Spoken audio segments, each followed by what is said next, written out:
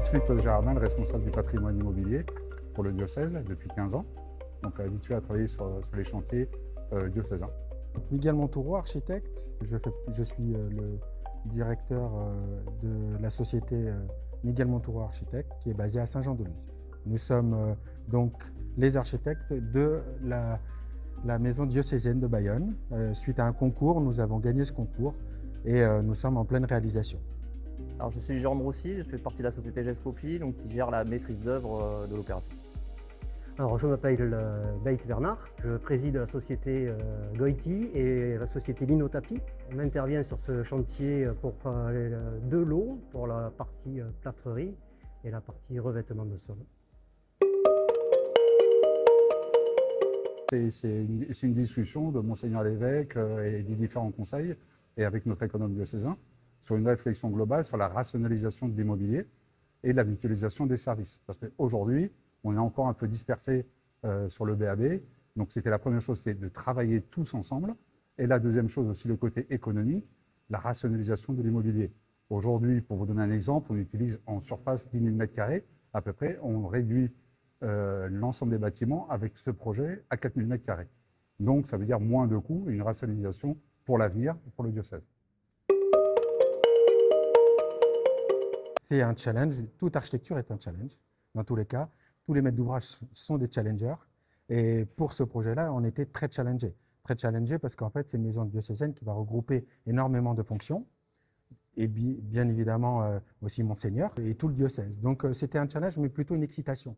Une excitation parce que c'est une architecture, somme toute, assez singulière. En tout cas, un projet, somme toute, assez singulier, avec une idée un peu de pouvoir essayer de mettre en œuvre ou de créer une œuvre qui puisse être dans un temps presque intemporel. En fait, c'était ça la notion de l'architecture. On n'était pas dans une architecture contemporaine, on a voulu être dans une architecture consensuelle, et une architecture qui va pouvoir durer dans le temps et pas juste faire une écriture pour l'ego de l'architecte.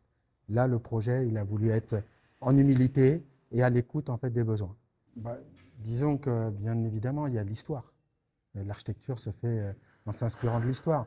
On est sur une histoire de plus de 2000 ans. Donc, on a regardé cette architecture, on a regardé aussi ce qui était acceptable aussi de Bayonne, parce qu'il y a aussi la ville qui est présente.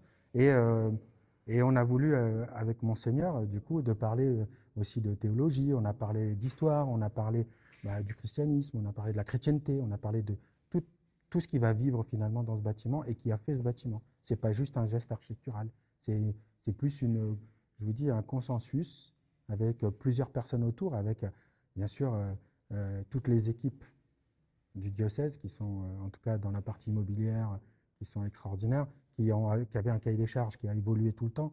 Alors, on a été réactifs parce qu'on avait envie de le faire. On avait envie de faire ce bâtiment.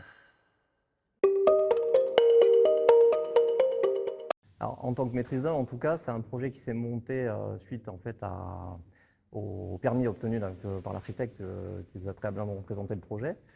Nous, on intervient donc la maîtrise d'œuvre, c'est surtout sur la partie technique et construction.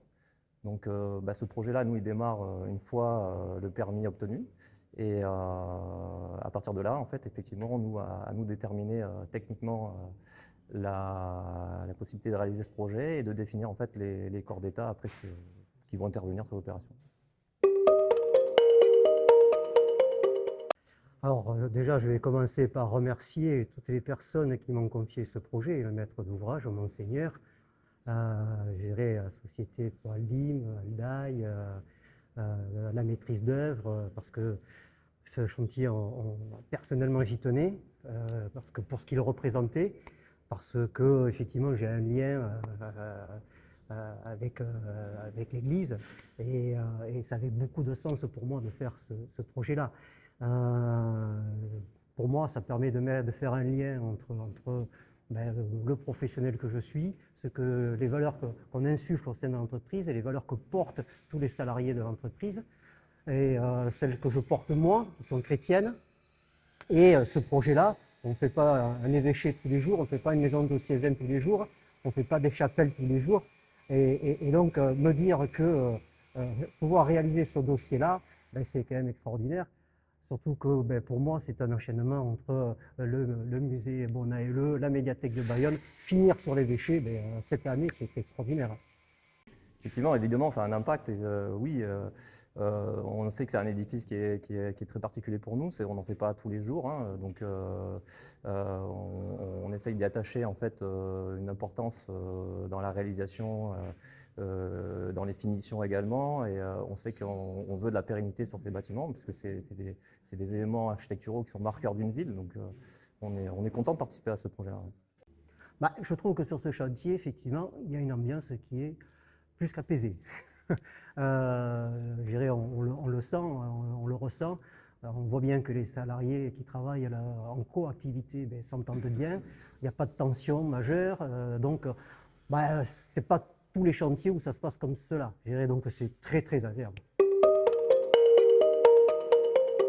C'est vrai que le chantier en tant que tel, c'est important. Il est situé en plein centre-ville de Bayonne, sur une parcelle historique qui appartenait à une association qui nous l'a apporté, avec des ruines que vous connaissez qui sont à côté. Et ça faisait partie aussi du cahier des charges, aussi bien pour nous que pour Alda Immobilier, de trier, d'avoir ce côté environnemental, de ne pas avoir des tas de bois, de pierres, etc. Donc on a mis en place ces bennes que vous voyez à l'extérieur, avec du tri sélectif entre le bois, les pierres et différents métaux, évidemment. Donc ça, c'est très important que le chantier soit bien tenu, par respect aussi des Bayonnais, et même pour tout simplement les artisans qui œuvrent ici. Des contraintes, oui, je dirais plutôt en fait des besoins. En fait, ce n'est pas réellement des contraintes, c'est une feuille de route qu'on nous donne. Alors l'idée, ça a été effectivement, si on veut que ce bâtiment soit pérenne et en tout cas soit placé ici pour quelques années, on va dire, l'idée c'est qu'il soit modulable. C'est-à-dire qu'en fait, vous avez une structure en béton principal et ensuite vous avez des cloisons qui peuvent être modulées en fonction des besoins. L'idée, c'est que les besoins d'aujourd'hui ne seront pas les besoins de demain et encore moins les besoins dans 50 ou 100 ans. Donc, on a voulu avoir une architecture un peu modulable. Au cœur de cette architecture, on a mis une chapelle qui, elle, restera là, parce qu'elle est orientée, elle va être sacralisée. Et tout le reste, en fait, c'est voulu comme un espace plutôt convivial, de réunion, avec un atrium. C'était un peu l'idée du cloître. Finalement, quand on a travaillé sur l'architecture, on est très vite arrivé sur une idée de dire on ne va pas faire beaucoup mieux que ce qui a été réalisé avant, on va s'en inspirer et on va le mettre un peu au goût du jour, mais avec cette volonté de pouvoir avoir cette modularité dans le temps, ce qui n'était pas le cas avant. Donc vous êtes dans l'atrium, il fait bon, on est à Bayonne, il fait beau, comme tout le temps, donc c'est magnifique. Enfin, effectivement, c'est toujours des aléas, hein. Gérer un chantier, c'est des aléas, c'est sûr. Oui, sur cet édifice, on a des contraintes particulières, notamment là où on est situé là, on voit qu'on a une verrière avec des poutres de grande portée. Donc pour nous, ça a été un petit défi. Donc c'est des choses qu'on a commandées, je crois qu'elles viennent de l'Est de la France d'ailleurs, je vous confirme, qu'on a fait venir ici. Donc c'est toujours intéressant. C'est un ouvrage assez spécifique qu'on ne fait pas tous les jours, à l'image aussi de ce bâtiment. Donc cette verrière-là, elle est marqueur en fait des éléments constructifs du bâtiment. Alors ça n'a pas eu d'impact parce qu'on avait signé avant la crise économique et que, évidemment, on ne nous a pas remis les coûts supplémentaires. Donc en fait, non, on n'a pas bougé par rapport au budget initial prévu.